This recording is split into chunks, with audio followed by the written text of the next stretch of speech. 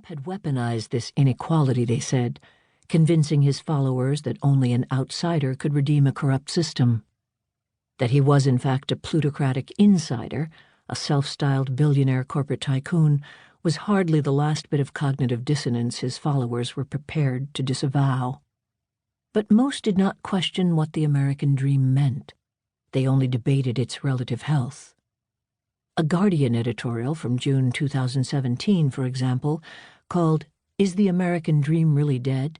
summed up not only the questions everyone was asking, but the premises from which they began. The United States has a long-held reputation for exceptional tolerance of income inequality, explained by its high levels of social mobility. This combination underpins the American dream, initially conceived of by Thomas Jefferson as each citizen's right to the pursuit of life, liberty, and the pursuit of happiness.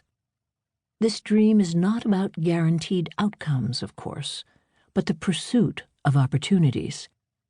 Yet the opportunity to live the American dream is much less widely shared today than it was several decades ago. Few would dispute any of this. The American dream is widely understood as a dream of personal opportunity, in which opportunity is gauged primarily in economic terms, and those opportunities are shrinking.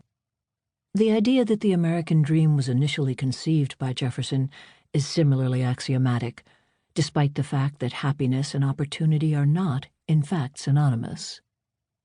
But what Jefferson conceived, at least in terms of life, liberty, and the pursuit of happiness, was a dream of democratic equality. He doesn't mention economics or opportunity for good reason.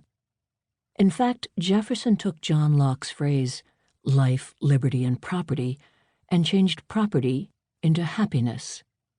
While it is true that in the 18th century happiness was often used to mean flourishing, which can clearly imply prosperity, Jefferson nonetheless removed specific economic guarantees from the nation's founding entitlements.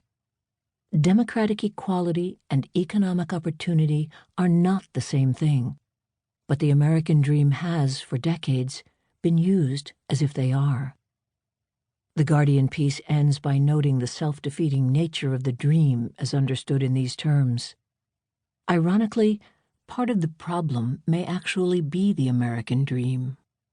Indeed, the dream, with its focus on individual initiative in a meritocracy, has resulted in far less public support than there is in other countries for safety nets, vocational training, and community support for those with disadvantage or bad luck.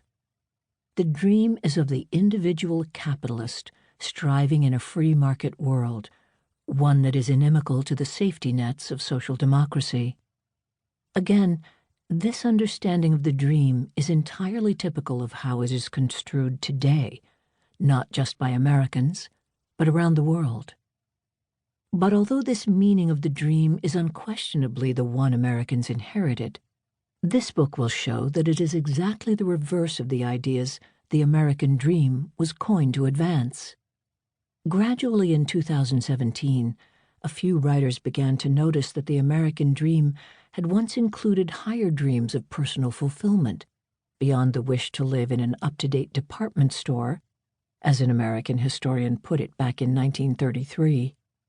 But its reduction to sheer materialism is, in fact, the least of the expression's changes in meaning. The Oxford English Dictionary, OED, defines the American dream as the ideal that every citizen of the United States should have an equal opportunity to achieve success and prosperity through hard work, determination, and initiative. Certainly Americans have always built individual aspiration into a mythology. But upward social mobility is not an idea associated with the expression the American dream until much later than most people think, a fact that has profound implications for the cultural and political fight the U.S., and indeed much of the West, now finds itself in, for how America sees itself, and its own promises. The received wisdoms about America First are similarly misunderstood or delimited, including those offered by eminent historians. Timothy Snyder gave a highly representative description of America First.